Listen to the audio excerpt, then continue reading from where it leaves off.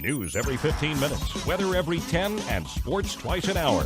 Newstalk, KGVO, AM 1290 and 101.5 FM. You're listening to Montana Morning with Peter Christian. It was a date that will live in infamy. The 75th anniversary of Pearl Harbor. Good morning, everyone. Montana Morning for Wednesday, December 7th, 2016. Skies cloudy. It's very cold. It's 12 degrees above zero. There's a wind chill advisory continuing until noon today. It feels much colder than 12 degrees right now. Our newscast this morning sponsored by Missoula Nissan Hyundai. If you're considering a new or pre-owned vehicle, head directly to Missoula Nissan Hyundai. Every purchase will include 2 years of free service and a full year of free gas. Missoula's truck capital. Our top story this morning, Anaconda's 92-year-old Charlie Dowd remembers December 7, 1941 like it was yesterday. The then 17-year-old radioman, third-class naval petty officer, had just returned to his barracks after a 12-hour shift on Ford Island when the Japanese attacked the Pearl Harbor Naval and Air Base. And just pulled the sheet over me, and all of a sudden, boy, the place was rocked by a horrible explosion. I ran to the window and looked out on the airfield, and just in time to see a PBY hangar rise up in the air on a big ball of flame. Dowd related how he was injured during the Japanese sneak attack. I got burned. The USS California was real close to us, and I got flash burns from her being hit with bombs and burning. And after that, when it was finally over, they put bandages and salve on my arms because my arms were naked. I had just had a T-shirt, and I didn't even feel them until after it was all over. The adrenaline was running so high. 2,403 Americans were killed at Pearl Harbor with over 1,170 wounded. 18 ships were sunk or run aground, including 5 battleships. All the Americans killed or wounded during the attack were non-combatants, given the fact there was no state of war when the attack occurred. As President Franklin Delano Roosevelt said in his address to the nation the next day, December 7, 1941, a date that will live in infamy. A plainsman has been given a 6-year deferred sentence in the April 2014 death of his own infant son. The Missoulian reports District Judge James Manley sentenced Gunnar Dye late last month after rejecting a motion to set aside the negligent homicide verdict in the death of Shane Gabriel Leon Dye. Public Defender Ashley Morigo argued the case was extremely medically and scientifically complex and was heard by jurors, quote, who are below the average educational level, end quote. Prosecutors argued the case was not complex, and Morigo had not raised the education issue during jury selection. Dye told investigators the baby was crying, and he bounced him up and down, and the baby went limp. A medical examiner testified the infant had been shaken. 2 of the men charged with multiple counts of animal cruelty, Tucker Miller and Hayden Barker, were sentenced yesterday by Judge Karen Townsend in Missoula District Court.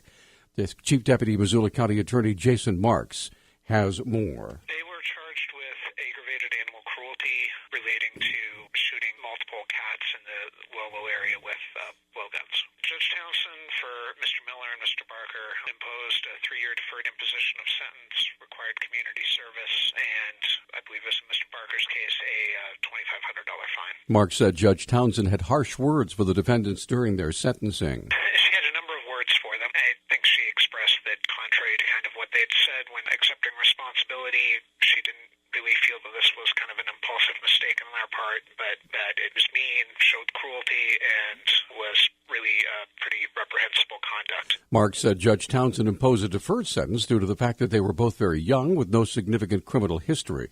If they don't follow the guidelines of their deferred sentences, though, they could each have to spend up to 3 years in prison.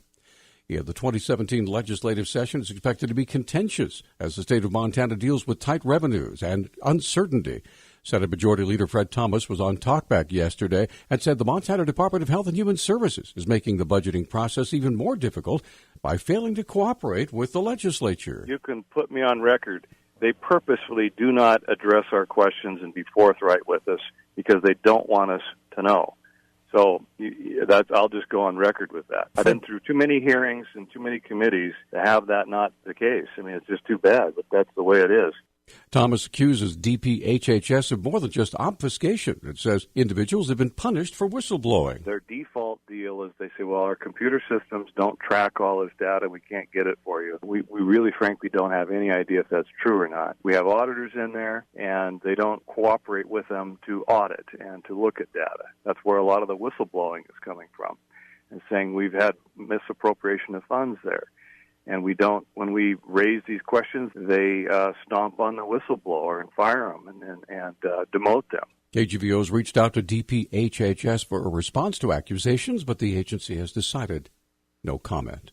After national media attention on part-time Whitefish resident and alt-right spokesman Richard Spencer, the entire community met Monday night to voice their support for non-discrimination.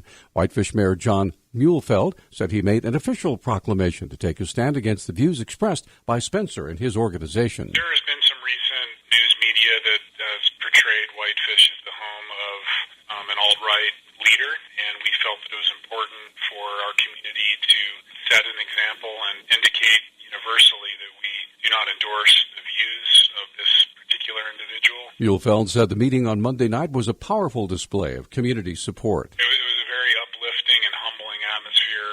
I can't recall a meeting where we had so many supporting citizens in attendance at our city council chambers. I would estimate there are upwards of about 100 individuals that came out to support the city council. Muehlfeld said the recent publicity swirled around Richard Spencer, spokesman for the National Policy Institute, whose website declares, quote, is an independent organization dedicated to the heritage, identity, and future of people of European descent in the United States and around the world, end quote. Some opponents of the Dakota Access Oil Pipeline, who have been protesting for months in a rural camp in southern North Dakota, rode out an overnight blizzard at shelters in 2 local towns and at a tribal casino. The storm brought several inches of snow, winds gusting to 50 miles an hour, and temperatures that felt as cold as 10 below zero.